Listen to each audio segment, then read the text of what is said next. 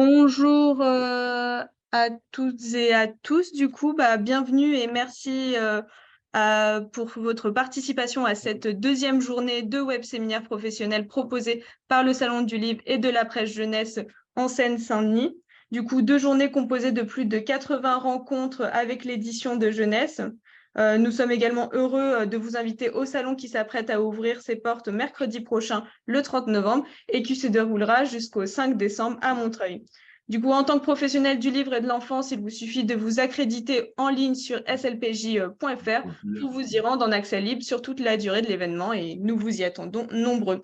Alors, pour ce web séminaire, du coup, nous avons avec nous Alain Serre de Rue du Monde, du coup, qui va nous présenter des nouvelles des 6 coins du monde, autant pour moi. Je vais vous passer la parole. Bonjour tout le monde. Écoutez, c'est bien courageux d'être là ce matin. On va essayer de vous apporter de bonnes nouvelles du monde et de belles images aussi. Bon, vous êtes peut-être nombreux à connaître Rue du Monde.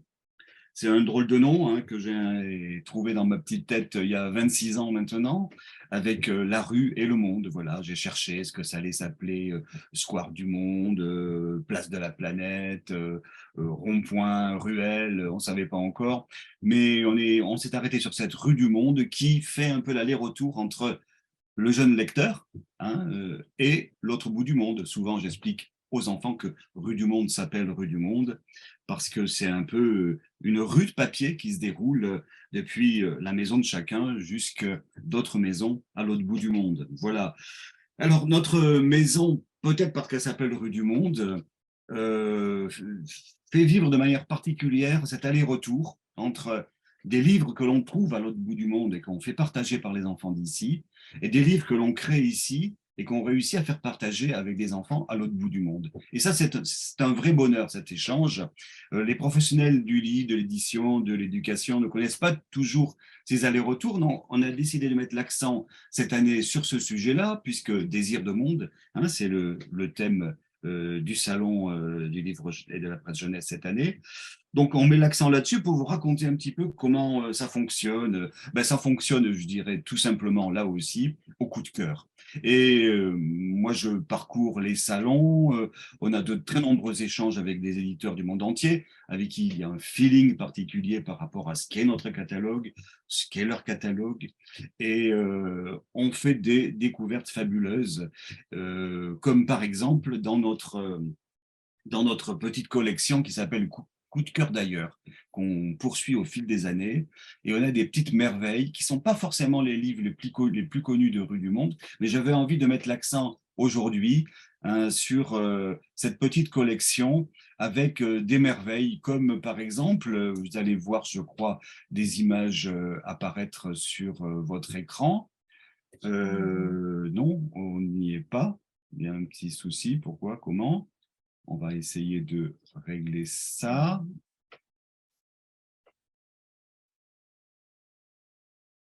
On va amener l'image qu'on voulait vous montrer. Non? Il y a un problème? Pourquoi on n'y arrive pas? C'est bon? Voilà. Je voulais commencer par un livre qui nous vient de Finlande et qui s'appelle Une année avec le vent. Un livre bien discret et pourtant c'est un livre absolument formidable qui nous raconte étrangement tout le déroulement d'une année et des saisons à travers la vitalité ou la douceur du vent. Voilà, c'est plein de danse, c'est un ballet d'images et c'est vraiment une belle manière d'amener les enfants, je dirais, à peut-être danser, jouer, dessiner et se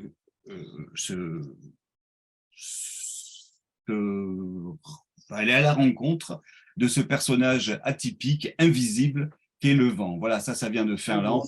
Quelques images apparaissent, des cerfs-volants, des voiliers, des bateaux, une année avec le vent.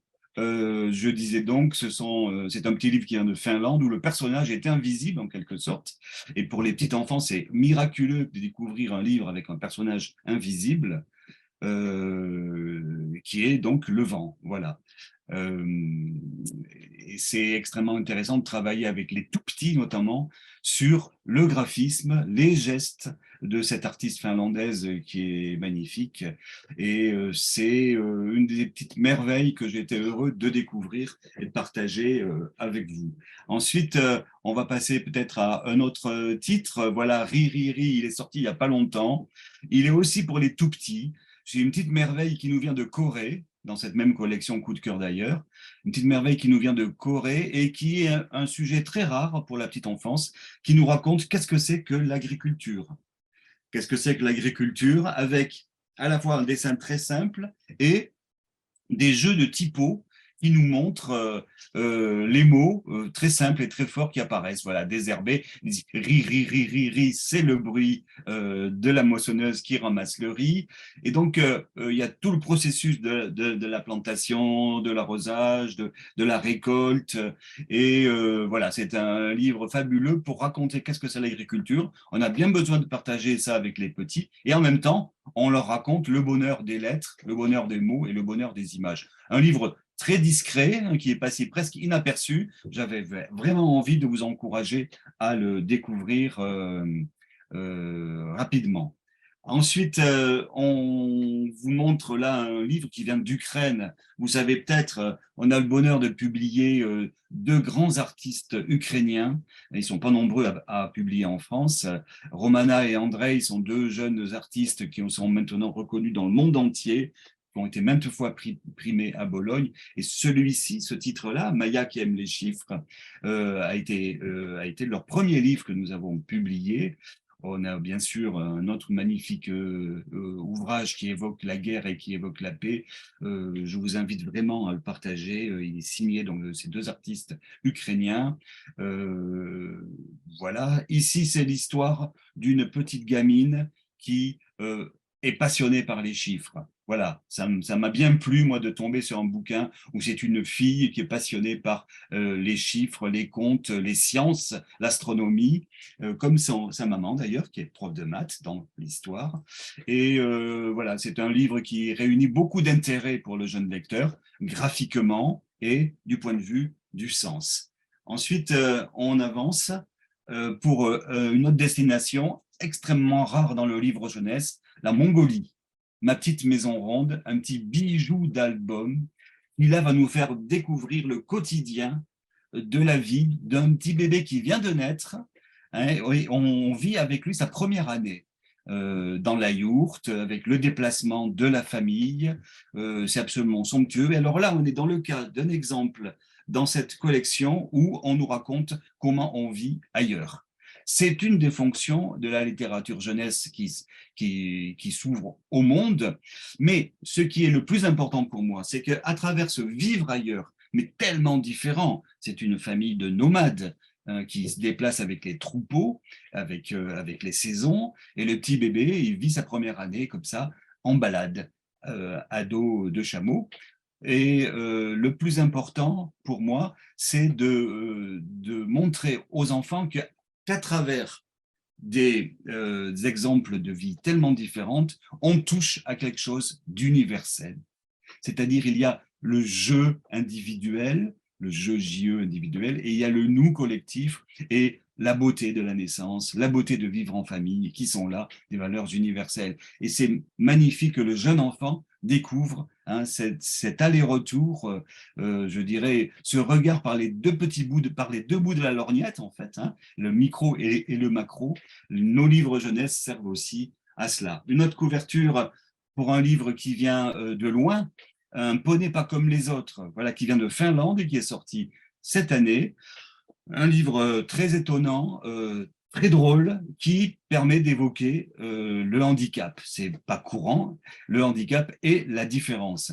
Un poney pas comme les autres, c'est l'histoire d'un cheval, vous le voyez là, vraiment tellement différent des autres, puisque c'est un cheval pour jouer, et qui va être découvert par une petite gamine. Il va vouloir devenir un cheval comme les autres, à s'inventer un ventre, une queue, des pattes, il va bricoler tout ça. Mais en fait, c'est son cheval de bois que la gamine va préférer comme meilleur ami du monde, avec sa différence à lui, parce que ce cheval de bois peut être tous les chevaux à la fois. Licorne, cheval d'acrobatie au cirque, concours d'équitation, etc. Et voilà, c'est un beau livre sur la différence.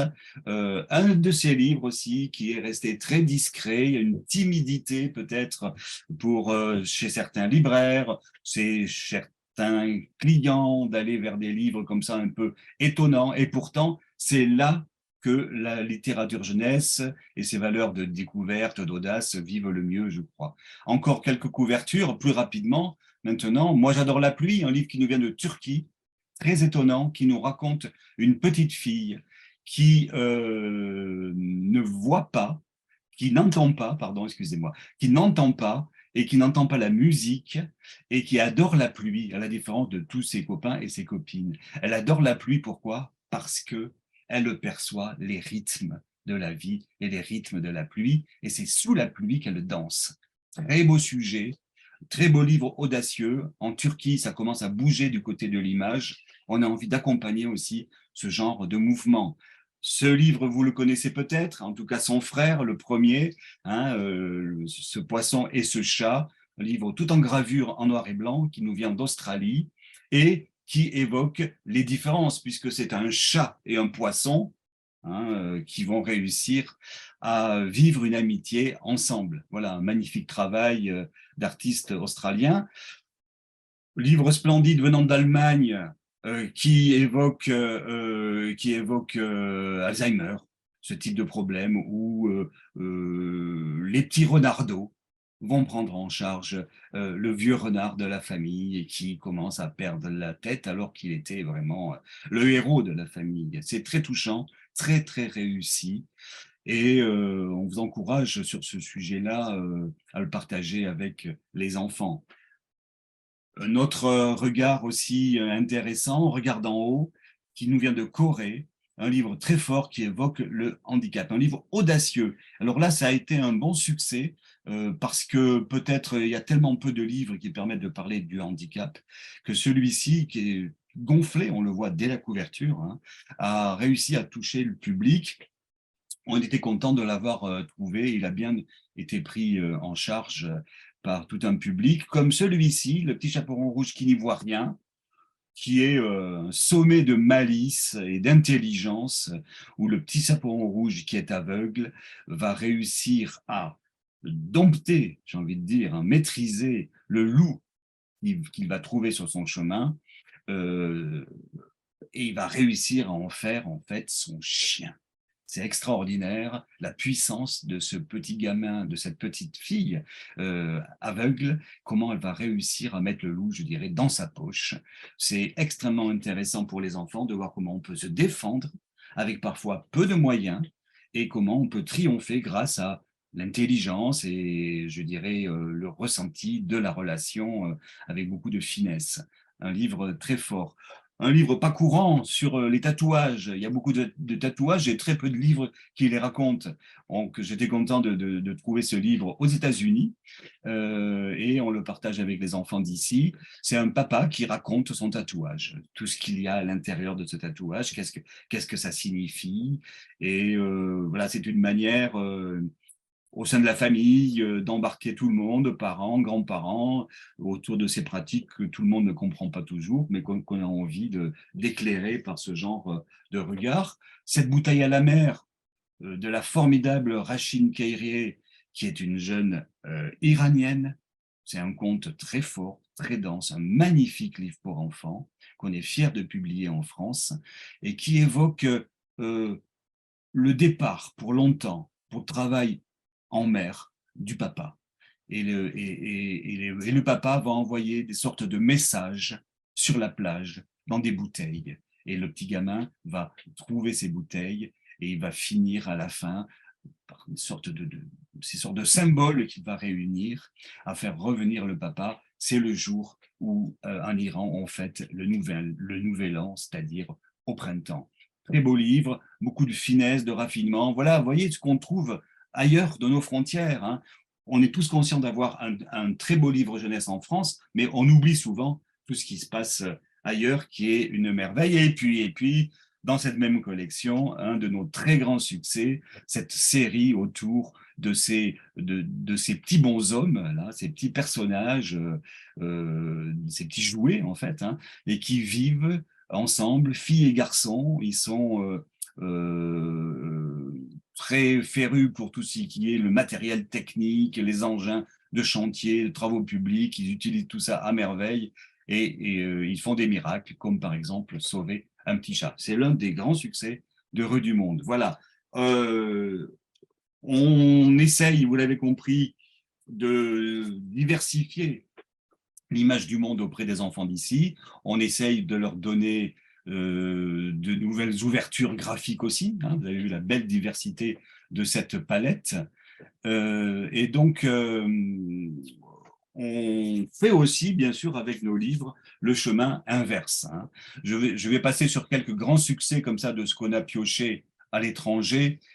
Très rapidement, ouais, vite fait, vous avez sûrement rencontré déjà sur votre chemin le livre noir des couleurs, qui vient de toute petite maison d'édition au Mexique, Tecolote, et une petite maison qui a fait ce livre merveilleux et qu'on est heureux de publier. Joséphine, vous avez peut-être remarqué ce livre aussi, qui raconte la vie de Joséphine Baker. Ben, il nous vient des États-Unis et ça fait plaisir que cette Joséphine Baker, qui a dressé un pont entre les États-Unis et la France, vive dans notre pays à travers ce livre qui vient de l'autre côté de l'Atlantique. Les plus grands fleuves du monde, c'est un livre fabuleux qui ressort cette année avec le calendrier 2023, avec 12 magnifiques images qui sont tirées de ce livre. Bon, les grands fleuves du monde qui sont racontés avec 1000 détails. Ce sont des centaines de vignettes, un peu dans l'esprit de l'autre livre, des autres livres que vous connaissez, parce que ce sont les grands succès de Rue du Monde, signés donc par Daniel et Alexandra Mizielinski, pardon. Voilà, sous terre, sous l'eau, et puis, bien évidemment, l'inévitable carte. Mais bon, ce qui est notre bonheur aussi, c'est qu'on réussit à partager des livres que nous publions en France avec des éditeurs étrangers. Et des enfants du monde réussissent donc à accéder à nos livres à travers ces traductions. Voilà, on travaille pour cela avec une petite agence. C'est donc l'agence d'Annélé Legras qui fait ce lien avec les éditeurs étrangers.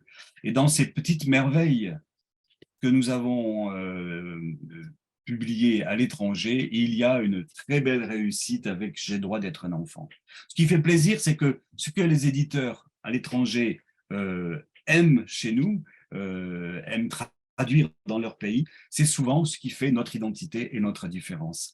Hein. Et nous, notre bonheur, c'est par exemple de voir J'ai le droit d'être un enfant, publié dans de très nombreuses langues du monde. La belle image qui nous fait plaisir. Et en particulier, c'est un livre qui est publié à la fois aux États-Unis, et que l'on parle aux États-Unis, seul pays, un des rares pays, pardon, qui n'a pas signé la Convention des droits de l'enfant, il faut le savoir. Hein, convention dont on vient de fêter les 33 ans, là, cette semaine. Il est à la fois présent aux États-Unis, avec de très belles ventes, et aussi dans un pays parfois très éloigné des droits de l'enfant, comme la Chine, ou dans un pays comme l'Iran. Voilà, ça fait partie de nos grands bonheurs d'éditeurs que ce livre soit présent aux quatre coins du monde. Et puis, une autre de nos spécificités, si vous connaissez le catalogue de Rue du Monde, vous savez que on publie beaucoup de poésie. Et donc, une autre spécificité, c'est cet album. Ceci est un poème qui guérit les poissons, de Jean-Pierre Siméon et Olivier Talec. Magnifique album qui n'est pas un livre de poèmes, mais qui est un livre qui raconte, qui essaie de raconter qu'est-ce que c'est que la poésie à travers une histoire, et qui nous raconte en même temps comment on peut fabriquer un poème. Voilà, c'est un livre extrêmement malin, très beau, magnifié par le talent d'Olivier Talek. Et ce livre, il a gambadé, il gambade toujours dans une quinzaine de pays du monde, ce qui est beaucoup, avec des langues pas très courantes, comme le croate, comme le roumain, etc. Donc voilà quelque chose aussi qui nous fait chaud au cœur, que la poésie puisse passer par cette rue du monde pour aller ailleurs. Je dirais cette éducation à la poésie. Et je pense qu'on a beaucoup à dire en France quand même sur ce terrain-là, et que notre petite rue du monde serve à la poésie pour cheminer vers les yeux d'autres enfants du monde, nous réjouit aussi. Voilà un des grands succès aussi de Rue du Monde à l'étranger, le livre que nous avons écrit au sujet du Guernica de Picasso, hein, qui est plus nécessaire que jamais, je dirais, en cette période de guerre, malheureusement. Reparler de la fonction de l'artiste pour prendre la parole face à la guerre avec les enfants me semble aussi intéressant. Et que ce livre vive dans une dizaine ou une douzaine de pays du monde nous ravit. Encore un grand succès à l'étranger, Malala. Bah, je suis très heureux aussi qu'on vienne chercher un livre de Rue du Monde pour parler de Malala aux États-Unis, en Chine et dans de nombreux autres pays. Voilà, Raphaël Frière et Aurélia Fronti là, ont réussi un livre absolument splendide qui nous raconte toute la force des combats de la jeune Malala hein, pour l'accès des filles à l'école. Et donc, c'est un peu un livre de la même nature qui est très présent à l'étranger dans le catalogue de Rue du Monde. C'est Wangari Maathai, la femme qui plantait des millions d'arbres. C'est aussi Aurélia Fronti, et notre ami le regretté, très regretté Franck Prévost, qui nous a quittés tellement tôt malheureusement, qui avait écrit ce texte magnifique pour faire vivre cette femme. Et avec Malala et Wangari Maathai, on a quand même deux magnifiques figures de femmes, les deux prix Nobel de la paix, qui sont aussi de belles leçons pour les filles et pour les garçons d'ici et d'aujourd'hui. Donc voilà ces livres de Rue du Monde qui vivent ailleurs. On voudrait faire un petit voyage maintenant vers d'autres livres de Rue du Monde qui viennent de loin. Et ce sont des livres qui sont publiés récemment. Vous avez peut-être remarqué le Grand Atlas géographique. Alors, je vous signale que l'éditrice de ce livre et d'autres livres de Rue du Monde, l'éditrice catalane, Mireia Trius, sera parmi nous lundi lors de notre débat que nous faisons lundi matin en fin de matinée au Salon de Montreuil. Il y aura donc 5 ou 6 invités pour partager une réflexion sur justement l'aller-retour des livres entre la France et le monde. Et Mireia, qui est une excellente éditrice, sera des notes. C'est elle qui a publié ce magnifique ouvrage. Vous l'avez peut-être remarqué il y a quelques mois. Il est à nouveau en librairie, qui nous redessine, je dirais, une manière de voir les statistiques géographiques de la planète avec beaucoup d'art, puisque c'est une peintre, une grande peintre catalane qui a réalisé toutes ces images. Voilà, intéressant aussi entre art et science, comment les enfants peuvent trouver leur chemin. Voilà un livre qui nous vient de Russie. Et oui, parce qu'en Russie, il y a aussi des artistes. Et il ne faut pas l'oublier, et des artistes qui ont dû souvent, comme c'est le cas ici, quitter le territoire russe au cours des derniers mois parce qu'ils ne supportent pas ce qui se passe là-bas. Et donc, ces deux grandes artistes qui ont signé ce fabuleux Transsibérien avec des centaines et des centaines d'images, de visuels qui nous font parcourir les 9000 kilomètres de cette voie ferrée fascinante, mythique, on peut le dire. Et moi, en tant que fils de cheminot, je suis particulièrement sensible, qui nous font traverser donc toute la Russie, de Moscou jusqu'à Vladivostok. Voilà, un livre absolument fabuleux pour voyager. Un autre livre très fort qui est sorti cette année, qui nous vient d'ailleurs, qui nous vient aussi de Catalogne, c'est ce livre Il nous raconte une quinzaine de grandes luttes à travers le monde, des luttes pacifiques, des luttes massives qui ont réuni beaucoup de monde, ou parfois qui ont démarré par des actions individuelles, comme celle à Montgomery aux États-Unis avec Rosa Parks, on la voit assise dans son autobus, hein, où elle a osé prendre la place qui ne lui était pas réservée, qui lui était interdite. Il y a donc comme ça une quinzaine de luttes qui sont racontées à travers ce livre, et ça permet aux enfants de voir que lutter, ça paye. Hein, et se taire, ça nous fait nous enfoncer vers des dérives qui sont en général celles des pouvoirs autoritaires, celles de ceux qui agressent la planète aussi. Donc des combats multiples sur les droits de l'homme, les droits euh, à défendre un environnement de qualité, les droits de la femme bien évidemment. Un livre important, donc tous ensemble. Voilà. Un autre livre qui sort là, en ce moment, Expédition Antarctique, qui nous vient aussi à la fois de Russie, à la fois de Catalogne, avec notre amie éditrice justement Mireia, qui a conçu au départ ce livre. On a collaboré parce qu'il faut savoir, on en reparlera lundi prochain lors de notre débat, mais il faut savoir que quand on traduit un livre, nous, quand on l'achète comme ça, souvent, on y mêle notre patte. Hein, on raconte un petit peu qui on est aussi à travers ce livre. Éditer un livre pensé ici ou un livre qui vient d'ailleurs, ça demeure pour moi un acte de création. Donc souvent, on est amené à faire des modulations, des aménagements avec l'accord de l'éditeur, de l'auteur, et on recrée un petit peu le livre pour le faire vivre dans notre pays. Voilà, c'est un livre au format atypique, vous avez vu, le quart de page, qui, à 4 reprises dans le livre, se déploie donc en un très grand cercle de plus de 50 cm de diamètre. Un livre fascinant pour un très grand voyage qui nous parle bien évidemment aussi d'écologie, un voyage parmi les scientifiques qui sont installés, les scientifiques de plusieurs pays du monde et qui vivent là-bas loin des frontières et loin des armes aussi, puisque tout armement est strictement interdit sur le territoire de l'Antarctique. Voilà. Après le pôle Sud, ben, c'est le pôle Nord qu'on a voulu célébrer avec cet ouvrage qui est très remarqué en cette fin d'année. Hein. Beaucoup de libraires l'adorent et le proposent à leurs lecteurs. Un beau livre cadeau. Grand Nord, un voyage absolument fabuleux à travers des linogravures. C'est un livre qui nous vient des Pays-Bas, celui-là, hein, à travers des linogravures qui nous racontent de manière très simple et très vivante la vie de tous les animaux des zones polaires, de la zone arctique. Voilà la baleine boréale, vous voyez, c'est très délicat. On retrouve toutes les ambiances du point de vue des couleurs. Hein, tout le monde va craquer pour cette belle loutre avec son petit, d'autant plus qu'on en a fait un poster qui va être présent sur le stand à Montreuil.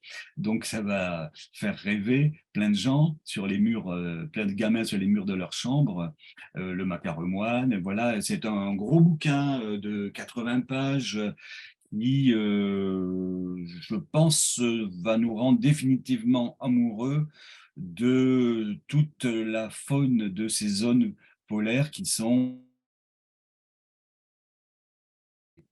Il est important que les enfants aient une sorte de vécu de proximité, au-delà des discours, hein, et des chiffres et des alertes sur le réchauffement climatique, etc., qu'ils aient une sorte de vécu avec le concret du monde animal, en l'occurrence, dans ces zones polaires. Voilà, qu'il y ait des émotions qui passent, et l'ensemble est raconté de manière très concrète, très vivante, où les animaux parlent à la première personne, mais c'est jamais nié, hein, c'est pas Babar ou c'est pas, voilà, quoi, avec tout le respect qu'on a pour Babar, mais c'est un récit scientifique très vivant, et j'apprécie ça aussi quand on sait vulgariser comme cela des connaissances importantes. Et puis alors, notre petit miracle et notre grand bonheur de cette fin d'année, l'album de Suzy Lee, Suzy Lee, donc qui est prix Andersen 2022 pour l'ensemble de son œuvre.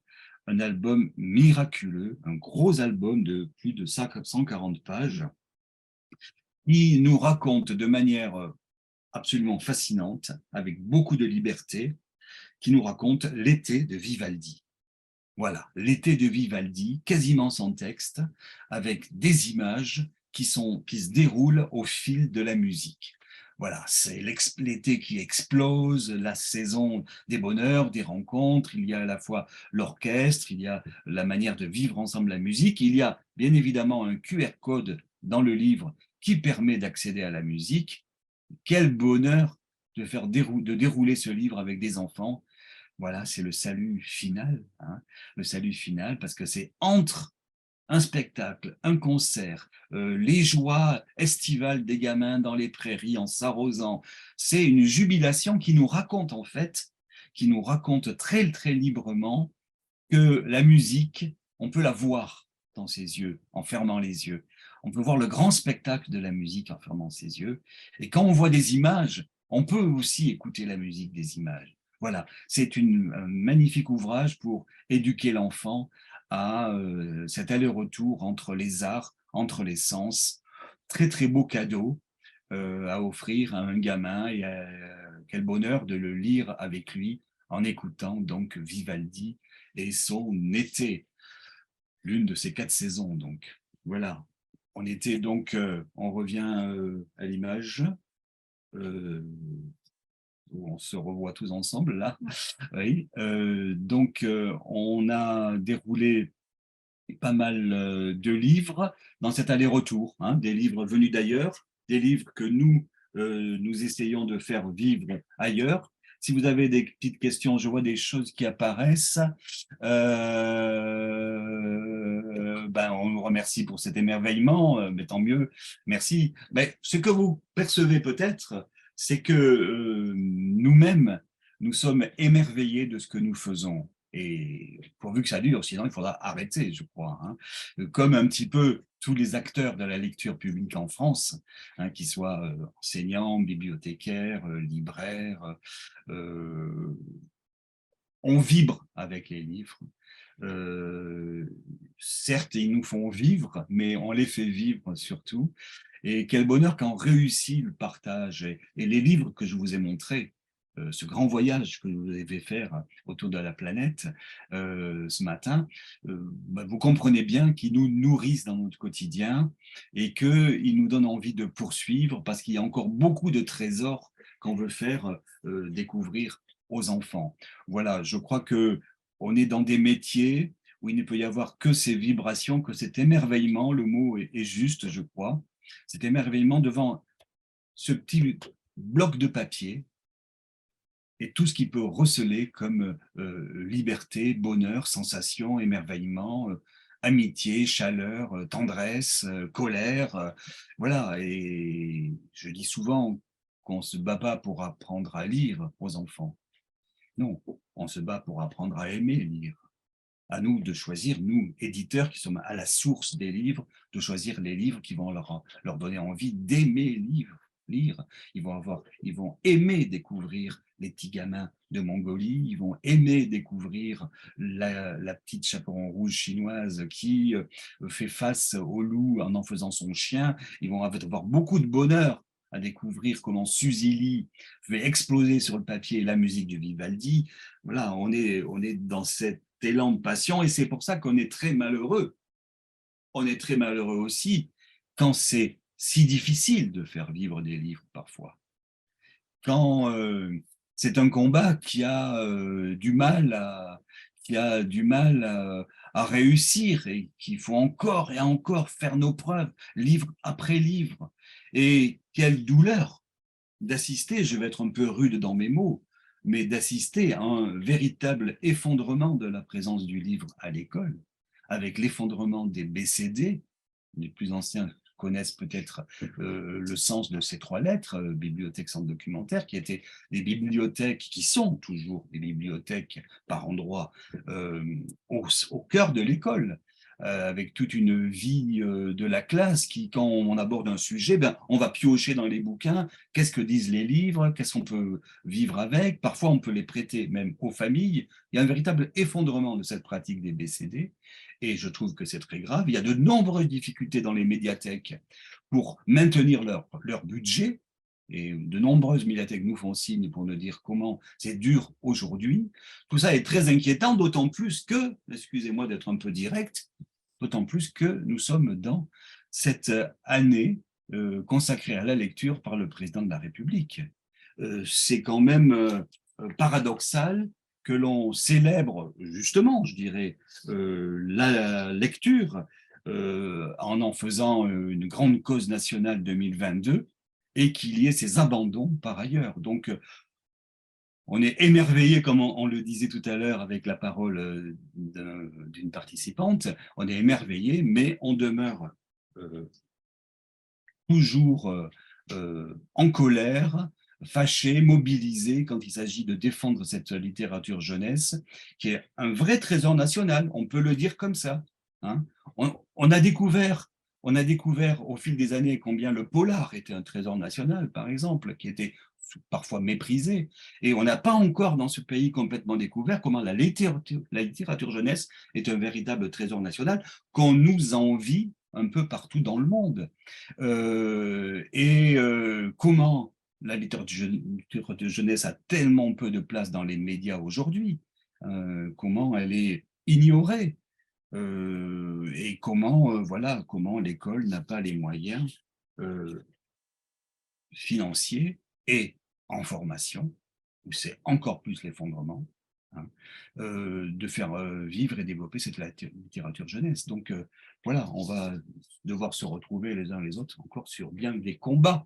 Il ne nous reste pas beaucoup de temps. Est-ce qu'il y a des prises de parole? Tout le monde est satisfait de cet échange? Oui, je pense que beaucoup d'entre vous qui êtes peut-être bien branchés sur la littérature jeunesse, vous avez fait des découvertes au fil de cette petite présentation rapide. Vous avez fait des découvertes parce qu'il y a des livres qui restent souvent dans l'ombre, dans un catalogue, voyez. Et ce qu'on vit aujourd'hui dans le monde de la librairie est un peu terrible parce qu'on sent qu'il y a une concentration, malgré l'explosion du nombre de titres, il y a une concentration vers les titres les plus porteurs, les plus vendeurs qu'on va voir en pile, et une disparition beaucoup plus rapide de tous les autres titres. Vous voyez, c'est beaucoup plus contrasté les ventes, et il y a des livres qui passent à la trappe. Dans les livres que je vous ai présentés, qui sont tous d'un réel apport au monde de l'édition jeunesse en France, dans ces livres-là, eh bien, il y a des livres qu'on n'a quasiment pas vus. Hein. Il ne nous reste pas beaucoup de temps, très peu, quelques minutes. J'ai envie peut-être de vous dire que nous avons publié un livre qui s'appelle Si tous les livres du monde, voilà, en guise de conclusion, hein, ça me semble important. Si tous les livres du monde, c'est un livre qui raconte l'utopie, voilà, parce qu'il faut bien avoir une grosse charge d'utopie pour faire ce qu'on fait les uns et les autres. C'est tous les livres du monde avec des images d'Aurélia Fronti, où je me suis fait plaisir là, pour les 25 ans de Rue du Monde à écrire un texte chargé d'utopie sur si tous les arbres et les humains se donnaient la feuille, hein, etc., etc. Une fantaisie, si toutes les rues du monde se donnaient la main aussi, si tous les tubes de peinture éclataient de rire, si tous les arbres fruitiers avaient du cœur, si toutes les mamans avaient le temps, si tous les enfants continuaient cette histoire, etc., etc. Un salut à l'utopie. Et on a bien besoin de ces rêves-là. Donc, c'est avec Aurélia Fronti que nous avons fait cet album. Et comme il reste très peu de temps, je vais vite boucler mon petit speech avec le dernier livre de Rue du Monde qui vient de paraître, qui s'appelle « Comment faire la paix ». Ben oui, on a eu envie de faire un livre sur la guerre, mais on s'est dit, on va laisser tomber le livre sur la guerre, on va plutôt faire un livre sur la paix. Et avec notre ami Bruno Wetz, hein, une grande figure de la littérature jeunesse, on a écrit ce livre-là qui vient de sortir pour faire la paix, ramasse un petit tank quand il est encore assoupi dans la cour de sa caserne. Pose-le sur tes genoux et caresse-le jusqu'à ce qu'il se rendorme vraiment. À ce moment-là, attrape son canon et tord-lui le nez, comme du chewing-gum, de la pâte à modeler pour lui faire un double nœud. Puis va le poser sur la place du village pour en faire non pas un monument aux morts, mais un monument aux vivants.